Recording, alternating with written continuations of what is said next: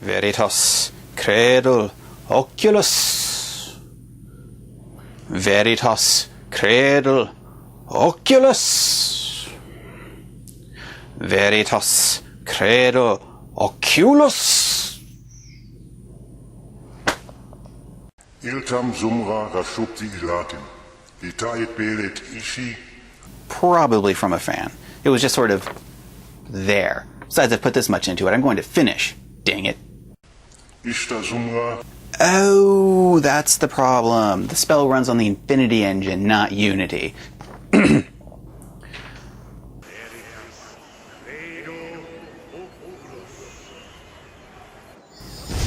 Shi Rabit Igigi. Ishta Sumra.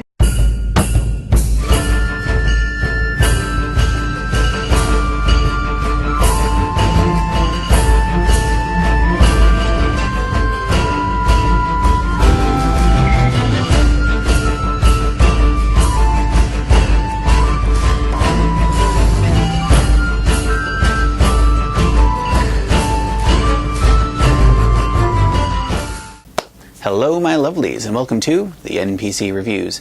Have you ever wondered what the story about a boy... Don't call me boy! Young man, sorry, trying to stop an evil king and his nefarious overlord set in an after-the-fall feudal society with the various advanced ancient technology would look like?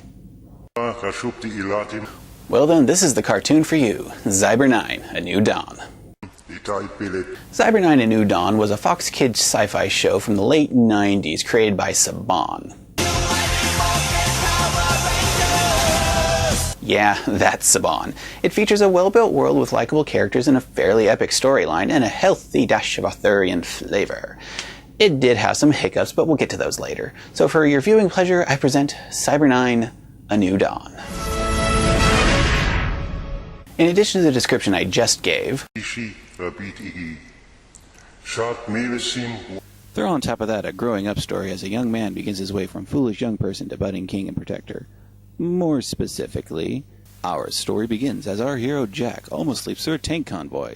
Sleeps like a log? No, he sleeps like a rock. After avoiding getting run over by a tank, he hops a ride and gives his motivation. I have no home. I wander the land, searching for those weaker than myself who cannot defend themselves. I seek a weapons master, one who will teach me the art of combat, that I may better defend the weak. Must be hard to find people to help then. Anyway, the soldier's having none of that, and pushes him off the tank. An airstrike soon ensues, and Jack decides to shake what his mama gave him at the attacking jets. Oh yeah, pretty brave! Shoot us like fish in a barrel! I just come down here and try it! Yeah, Jack is a bit of an idiot to start, isn't he? Then Willie, the coolest dude around, not liking that his baking is getting erupted, takes matters into his own hands and ends the airstrike himself. All calm and cool, until... The bread's burning. Next we see King Renard arriving with Vader-like aplomb at the mysterious Vault 9, which he handily opens. When we see the eponymous Xyber 9, which he fails to pull from its port, after which he makes a call. Tell him I've found it. Later we see our hero Jack, after stowing away on a tank and getting some Munchables from our dear Willie, longing for some candy apples, while the soldiers have some fun with some gypsy-like folks, when Old Man shakes his stick and...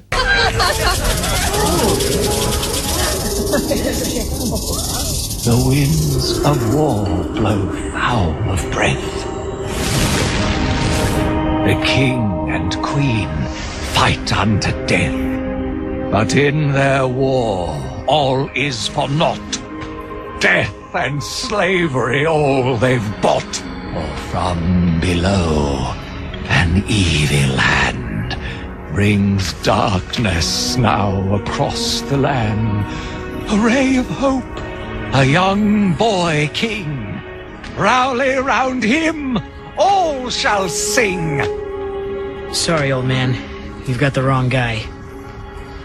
Oh, don't worry about Old Man. He does that every night. We really shouldn't have let him take that interpretive dance class. After this bit of seemingly prophetic exposition, General Tool attempts to make an example of the dog character, which angers both Willie and Jack. Jack intervenes, sets off a munitions pile, and things kind of cascade from there. Stop that boy! Don't call me boy. Jack evades his way from some soldiers while Old Man looks on. Jack steals himself a sweet ride and flees from being chased by soldiers, during which time King Renard greets the Dark Hand mentioned earlier, Maestro, who quickly establishes their relationship.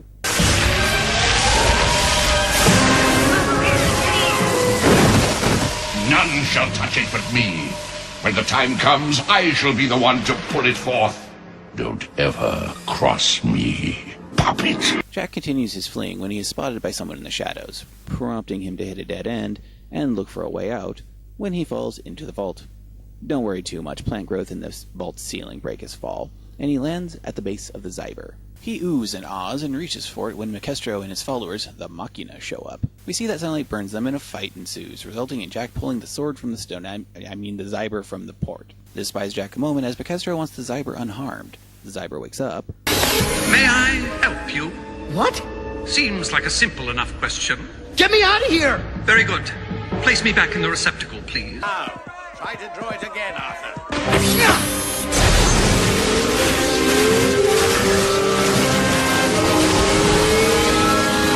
And they blast off again.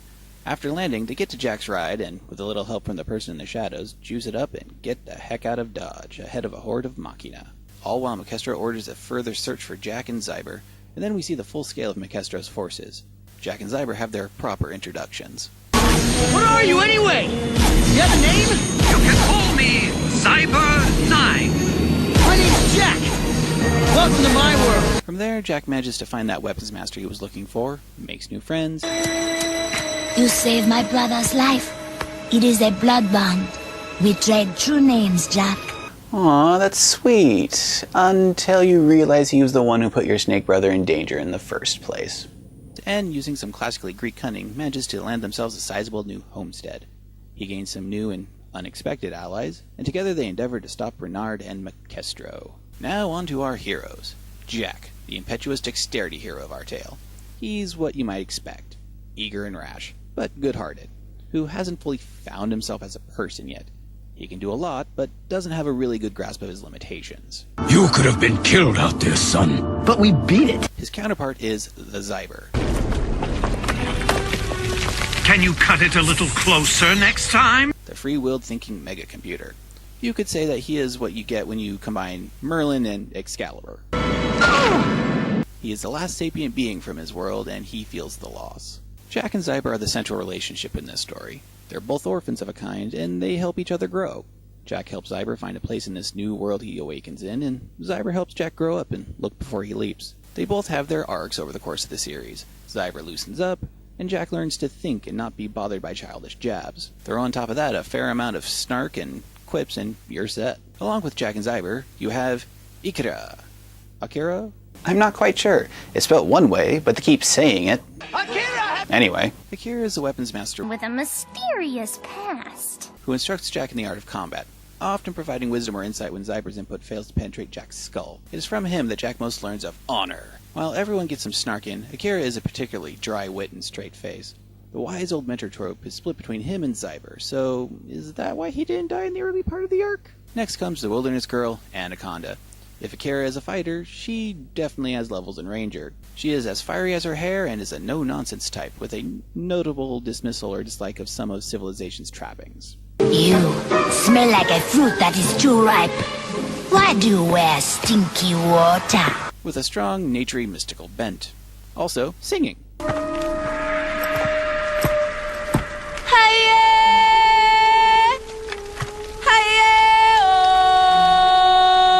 What's more, she has a good working relationship with Akira, sometimes getting into proverb offs.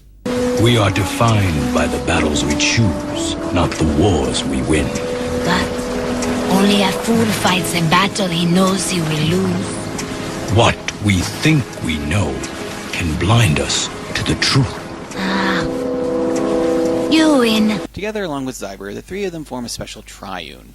As Akira puts it, You are the one to teach his heart, just as I must train his hands.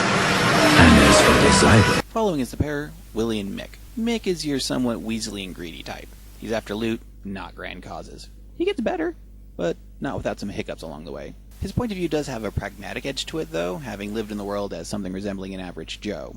Willie gets it. One has to survive, but also fight for something more. He is level-headed and is often the one that checks Mick's less than golden inclinations. Mick. Yeah. You a fool. He's a calm BA that only lets burning food break his cool, who's willing to give his life if need be. Together with Mick, they're a couple of resourceful and tech-savvy adventurers. My personal theory is that he's actually the father of B.A. Baracus, who accidentally fell into a portal landing in Terrana. And now he tries to get by in a foreign world, always thinking about that son and angel he'll never see again. All in all, they work well off each other, with the ups and downs that come with strong personalities in close quarters, forming a hodgepodge family that most can see someone they like or know in. After the main group, you have some notable recurring characters. The most notable of which would be Princess Rosalind, Queen Titania, and Captain Montan. Princess Rosalind is almost a member of the main group, but not quite. She starts off as a naive little princess, but grows into a capable spy. The transition is harsh, admittedly, but such situations are seldom smooth. She is a rather good spy, as she is well placed and knows how to play the game, distracting and manipulating as needed. She is the stark contrast to Anaconda, and this reflects in their rivalry for Jack's affection. They're back and forth reaching anime levels. Next we have Queen Titania, a strong and just ruler who is an ally of Jack's group. While she is savvy of Jack's role as a hero and free agent, she understands that such antics aren't always conducive to military leadership, and has to be careful in her support of Jack, sometimes helping beneath the notice of her men. Lastly, there's Captain Montan of Queen Titania's light cavalry.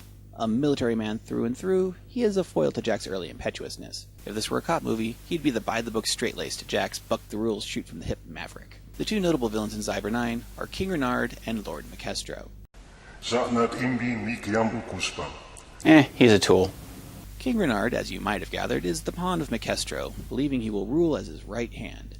Yeah, like that's going to happen. He is a ruthless, tyrannical man with few limits. He'll fire on his own men and commit war crimes to serve his needs. He uses an archive with the knowledge of the ages in it as a targeting computer for his rail cannon. That tells you pretty much all you need to know. He does have a line or two that he won't cross, though, and it is those lines that make him human as compared to his master. Lord Maquestro is an evil overlord type who specializes in tech superiority. Unlike other evil overlords, though, he will actually get off his fancy chair and engage our heroes in battle. Also, he is a control freak. I control everything. Majorly so. To control his people, he will lie to them and withhold valuable treatment that would improve their lives. To conquer and control the surface, he would blanket the world in literal darkness. Kinda confirming his complete monster status, really, along with burning lands, torture, and even demanding filial sacrifices. Not a fun guy. What really cements the villain's air and presence, though, are their voices. Tim Curry and Tony Jay bring their fun and compelling performances to the roles and really give King Renard and Maquestro life! On the technical side of things, the voice acting gets a solid stamp of approval. Renee Auberjonois brings a lively performance, and Jason Marsden's talents match his role. Then there's Tim Curry and Tony Jay, who are always fun. Along with them, the others are all good performers with previous experience all over the 90s, particularly Nika Frost. The music is fine, suitable to the task at hand, but not really something that stays when the episode is over. The visuals is where we see our first glaring issue. Now, the animation is fine, but it has a few hiccups, such as Akira's inconsistent gloves, and the infinite slice of cheese, which I can only assume is a result of a time wish. But all in all, the animation is good for an after-school Saturday TV show. The part where things fall down is the CGI imagery.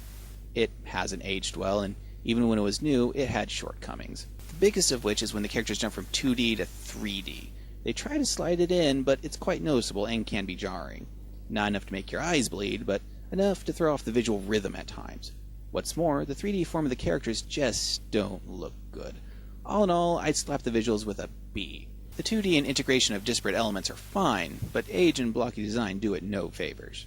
Xyber 9's biggest strengths are its world and storytelling. Its juxtaposition of dirt farmers and advanced tech living in the shadows of the Ancients' dead golden age is done quite well. People just want to get by, but as always there are those who want to mess it up for everyone else. The world is detailed enough that nothing feels like shadows or cutouts, and there are mysteries that leave you wondering about not just the world of the Ancients, but about the current world as well. Some get answered, some don't. The reason for the Ancients' fall is never actually given, for example. What's also a good touch is that people aren't just scavenging for tech. They are also attempting to learn and produce new tech, to advance. You don't see that very often in this kind of setting. Honestly, there is enough here that a GM could take the world and run a successful game with it.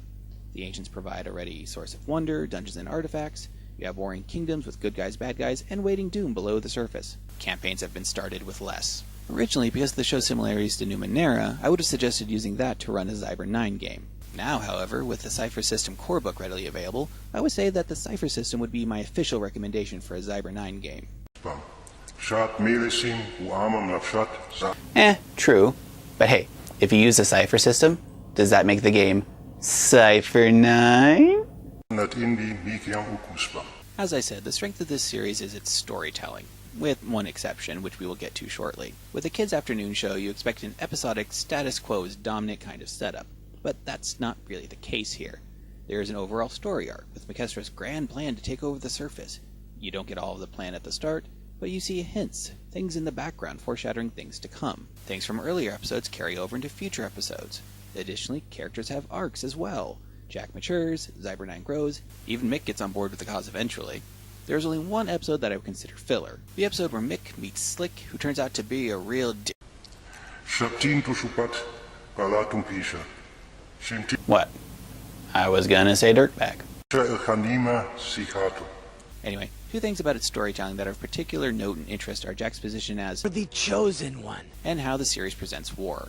In regards to Jack, most consider him the standard Chosen One, but I think it's more open to interpretation than that. No greater force ever anoints him as such. Sure, there's the old dude, but he recites that poem everywhere, and later the people start calling him the Chosen One, and he's not keen on it. Jack's role could easily be seen as not being ordained, but made the Chosen One because the people need him to be, which in turn could be a comment on people's need for icons and symbols. Basically, it's more open and nuanced than one might expect. Much like the Chosen One narrative, the depiction of war is not what you expect from a show of this type.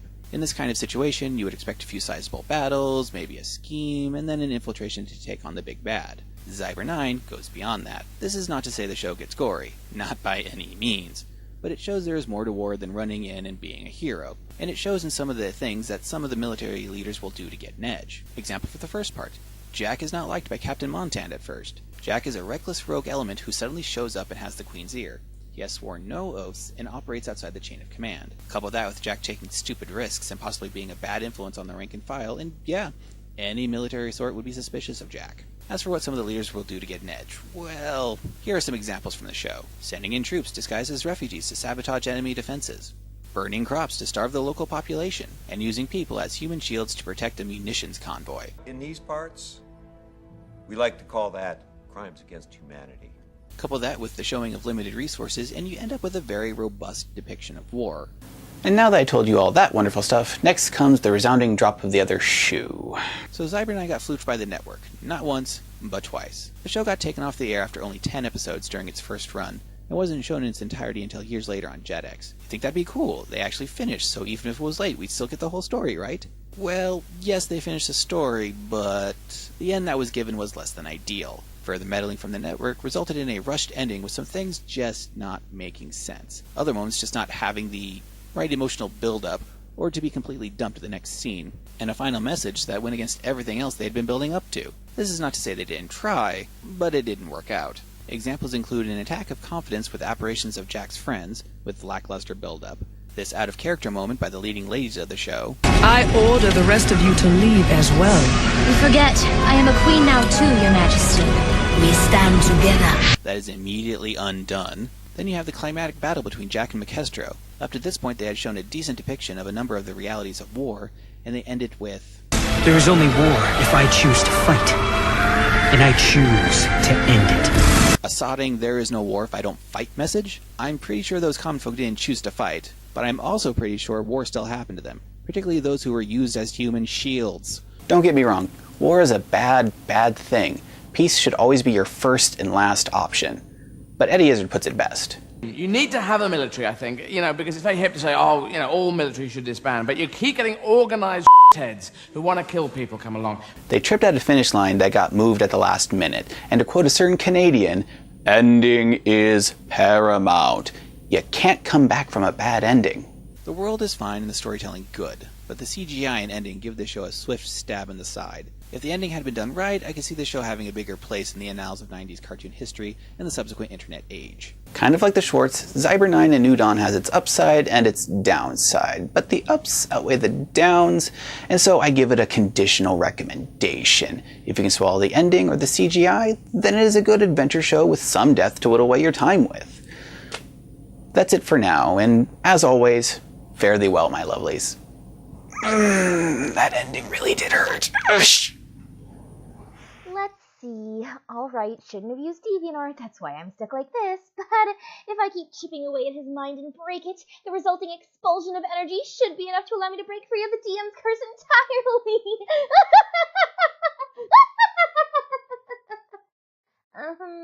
What are you looking at? I know I'm great to look at even in this form, but give a girl her privacy, would you? Ugh.